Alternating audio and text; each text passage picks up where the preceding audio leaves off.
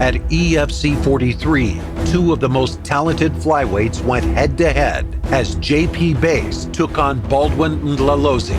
3 5-minute rounds. JP Bays taking up Baldwin Mdlalose.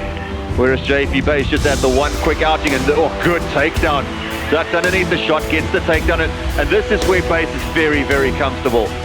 My apologies, he actually had both hooks and he's landing some big shots here. Bays is moving though, if he can.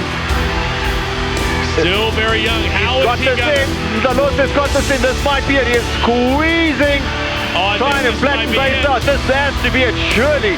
And he gets the victory. Baldwin Mdlalose, how about that win? In the camp, we were concentrating on a lot of like leg locks, ankle things, and all of that.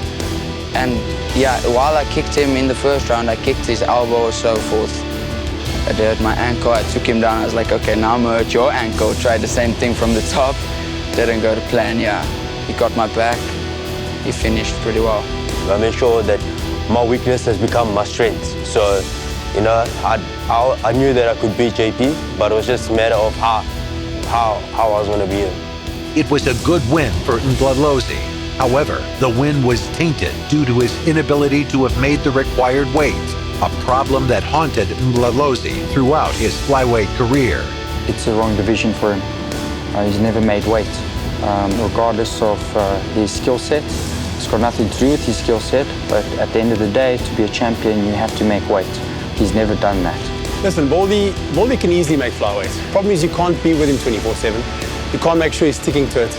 So what we've done now, we literally monitor him daily. I know what I have to do, and we've been monitoring, and I've been doing the right things. Before I wasn't doing the right things, but now it's like a huge opportunity for me, you know. So definitely I will be making weight on the 14th. Mdlalose would eventually return to the Hexagon to face the on-fire Marino Kutundana, a man who has been in devastating form. But it looks like Kutundana is going to recover. That being said, looking for the rear naked. It's going to try and spin into it, still in the full mount. Whoa, Mdlalose is landing bombs. But certainly I agree with you, he must have been clipped somehow, somewhere.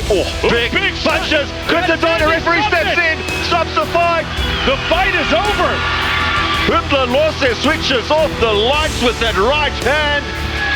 Baldwin Mdlalose, are you kidding me?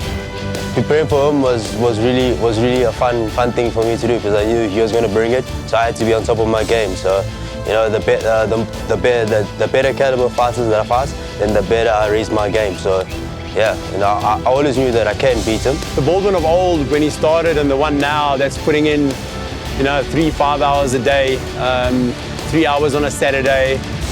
It's not the same Baldwin that started in the EFC. Baldwin Mdlalose, that's a whole new fighter. And after JP showing against another Durbanite, Abdullah San, also totally different fighter. It's going to be explosive. Fighting out of Sunning Hill, Johannesburg, JP Bays!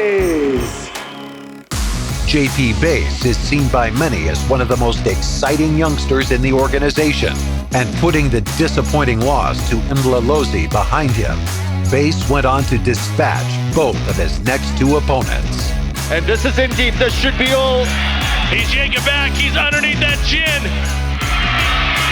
Wow, JP Bays, 2-1 in his very young EFC career.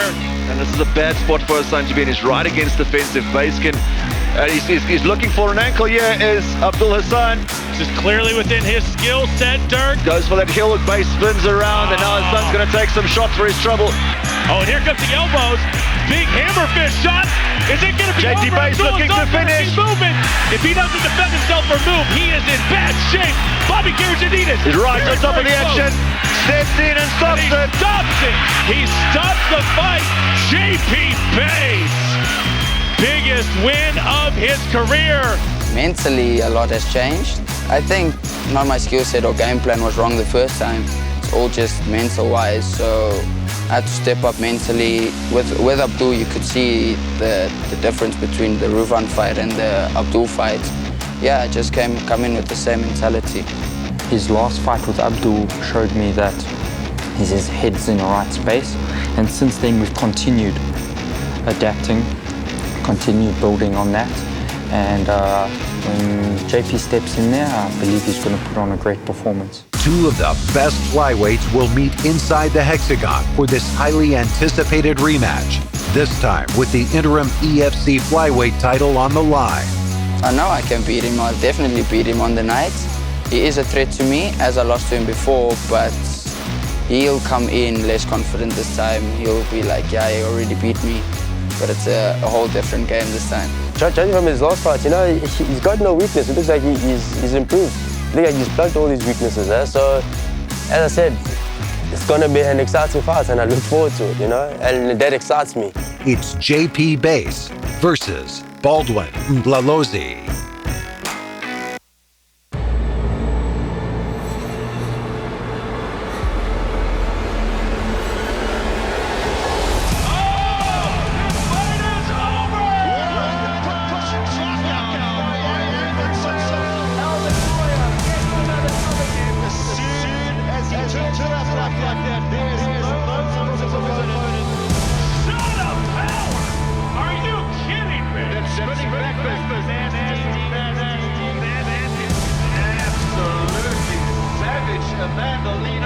There's that scary power we spoke of. Oh, here comes the elbow. Big hammerfist shot. JT Bates looking to finish. This kid has potential all over again. Mdlalose switches off the lights with that right hand. Baldwin Mdlalose. Andrew Panseo takes on Elvis Moyo for the EFC heavyweight title. Shauna Power clashes with Amanda Lino for the inaugural EFC women's flyweight title. And JP Base faces Baldwin Mdlalose for the interim flyweight title. EFC 54, Saturday, 15 October, Sun City. Tickets and broadcast information at efcworldwide.com.